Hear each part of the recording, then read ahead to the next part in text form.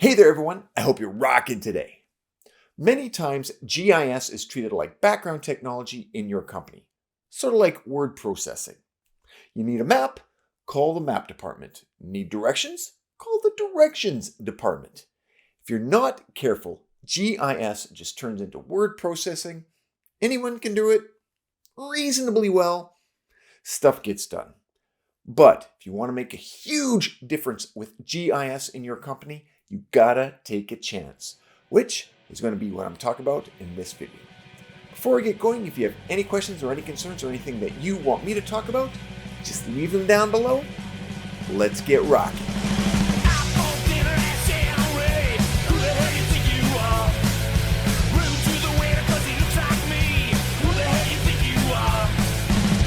Hi there, I'm Dr. Chris, a professional geoscientist. I was talking to a friend of mine who is a GIS manager at a big mining company. She noticed that while the company had the tools of GIS at their fingertips, no one was using GIS to its full potential. I've seen this too. GIS being underutilized at a company. Sometimes it has to do with the lack of skill, but sometimes people just don't want to take a risk, which is the topic of this video.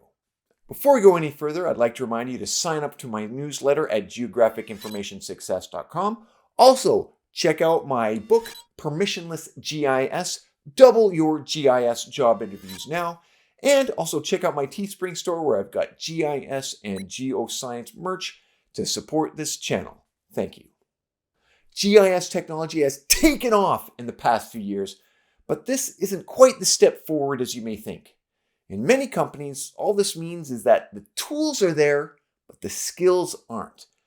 Many times, GIS software becomes the background technology that anyone can use because maps, making a line, a point, a polygon, anyone can do this effectively, easily, and in many different software and platforms. It's not that these little skills aren't useful, but it doesn't show the full capabilities of GIS. As GIS folks, we love maps, but we also have skills that go far beyond this. The companies we work for may think they only need a boundary or directions to a work site, but we offer much, much more, and we have to get this information out.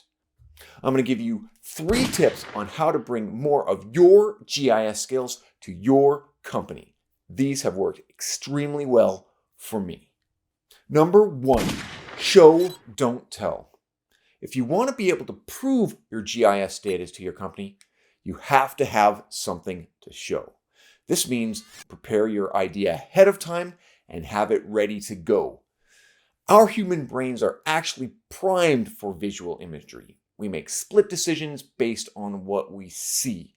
We instantly know what to do when looking at objects. This is why when you have a great GIS idea, you have to show it to your company. You may be able to talk your boss's ear off about the web connectivity of your GIS or attribute analysis of your field data. Ultimately, using words are not as effective as using your GIS skills to show something amazing. No matter how small you think your idea is, no matter how complex it's going to be, make sure you've got something to show rather than tell them what it is. Number 2, it is better to ask for forgiveness rather than permission. We as humans have this evolutionary switch inside our brains that says, don't stand out because you will be eaten. Standing out is scary. Standing out means we are now a target. Standing out means being open to criticism. We think it's easier to ask permission, but it isn't easier. In fact, it makes change more difficult. If you have a great GIS idea and want to get it out to your company, you may just have to go ahead and do it yourself. Now, I'm not saying be unsafe, or I'm not saying break laws. I am saying to do the work without asking, make the code without asking, take the risk, bring your cool GIS to the table and see what happens. Number 3, be prepared to teach your idea.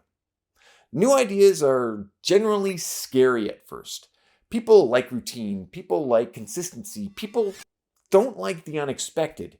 When you bring your GIS idea to the table, you're going to have to teach people about your idea. Teaching is also a great way to network, make personal connections, and move ahead in your company. Oh, I made a little bit of a mistake. I said there are only 3 things. Guess what? There are 4. Consider this a bonus. Number 4, be prepared to hear no. Not all of your great GIS ideas are going to be home runs. There'll be times when you create something, bring it to the table, and the answer is no. There is also a lot of useful information in hearing no. Perhaps your idea really wasn't that good. Maybe it didn't fill any real world need, or there's just no time to implement it. No just means back to the drawing board to figure out how to get to the yes. Be okay with hearing no, and you will win eventually. And those are my thoughts on making GIS amazing in your organization. Many times, people just need to see the possibilities before change can take place. You have to be willing to take a chance, show what is possible, and get things done. Thanks for watching. Oh, before I go, I'd like to remind you to sign up for my newsletter at geographicinformationsuccess.com. Also, check out my book, Permissionless GIS, double your GIS job interviews now, and check out my Teespring store where I've got GIS and Geoscience merch for you to buy and support my channel. If you like this video, please give me a big thumbs up, subscribe to my channel, add me to your LinkedIn, or even better, share my videos through your networks. Till next time, I'm Dr. Chris. Keep rocking.